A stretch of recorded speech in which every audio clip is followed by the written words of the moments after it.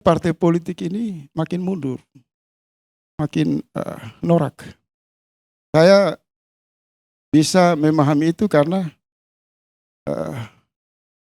memang hampir 10 tahun ini paling banyak partai politik yang mengirim utusannya ke kabinet itu lebih terlihat di ruang publik itu sibuk sebagai bagian dari panitia perkawinan anak presiden. Dari satu anak presiden yang kedua, dan anak presiden yang terakhir. Berebut di sana menjadi panitia, berebut di sana mencari muka dengan presiden. Dan kemudian efeknya sekarang kan, efeknya udah puncak ini. Setelah semua itu dilakukan, mereka menagih dari Pak Jokowi. Semuanya kita sudah lakukan yang terbaik kepada Anda. Sekarang dong, timbal baliknya, Anda memberi dukungan kepada misal saya Prabowo atau Ganjar.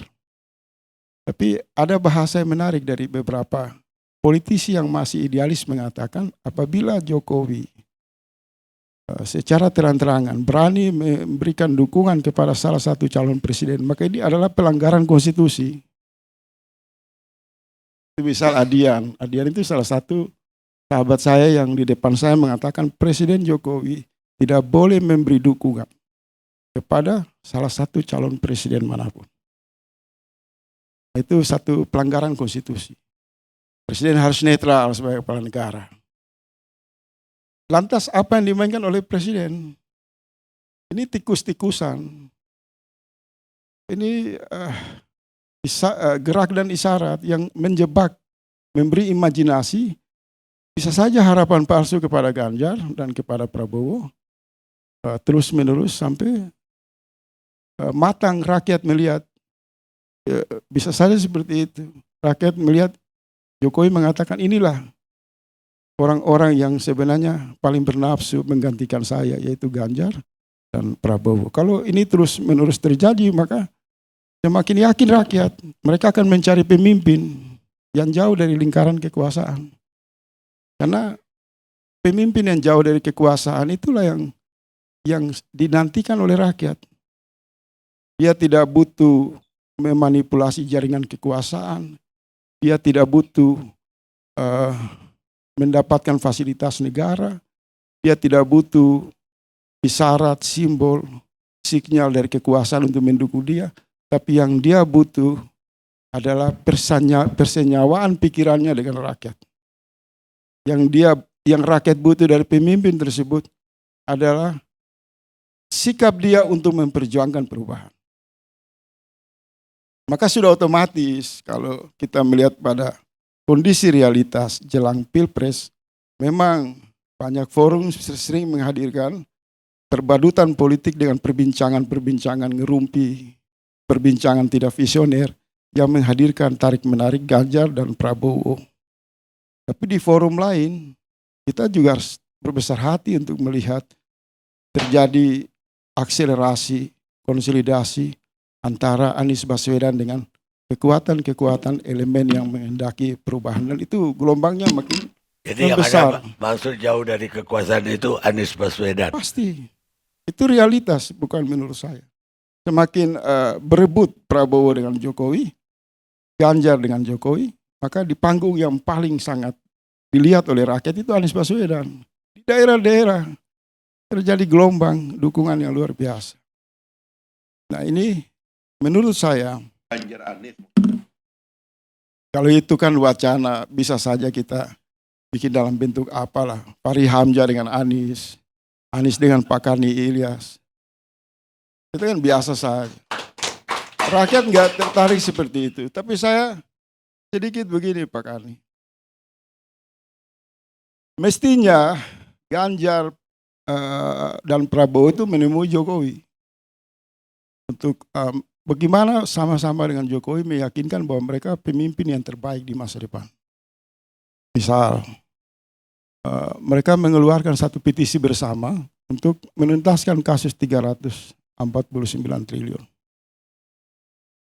Kalau Prabowo dan Ganjar melakukan itu dengan Jokowi, saya kira akan sehat ini demokrasi. Tapi kalau mondar-mandir, kemudian pendukungnya hanya curhat, gosip, soal spanduk, soal baleho, soal gerak-gerik. Ini mundur sebenarnya. Sebagai rakyat saya lihat penakut dan pengecut. Anies terwakili oleh suara rakyat. Pendukung-pendukungnya kan datang ke KPK. Rijal Ramli, Amin Rais, masuk di sini kan Faisal Assegaf.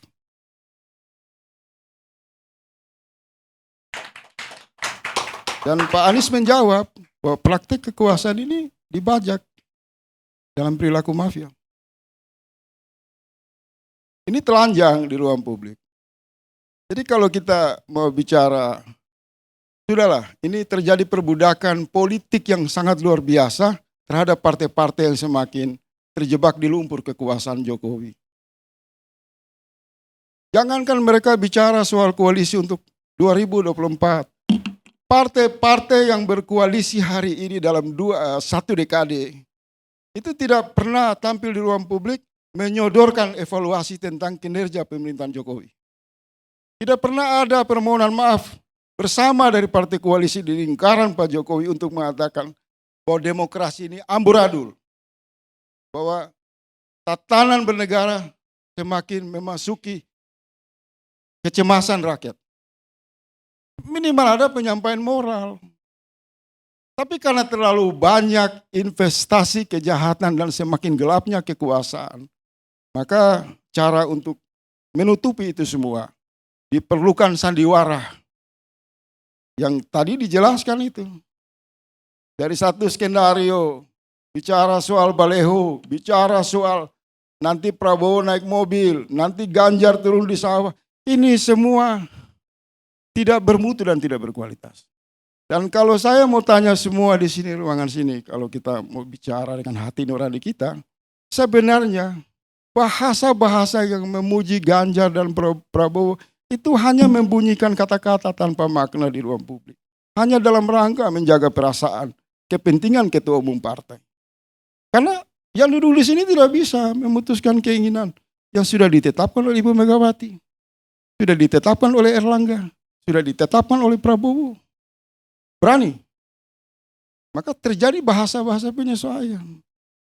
Sudahlah, kita perlu untuk Indonesia ke depan yang lebih bagus, harus dimulai dengan bicara yang jujur. Jujur. Baik, Reza. Bicara apa adanya. Jangan lagi menjadi penghambaan yang luar biasa kepada ketua umum partai. Dan rasa takut kepada Jokowi harus dihentikan. Karena waktu akan menggulingkan dia dan menurunkan dia pada tahun 2024. Baik. Catat itu.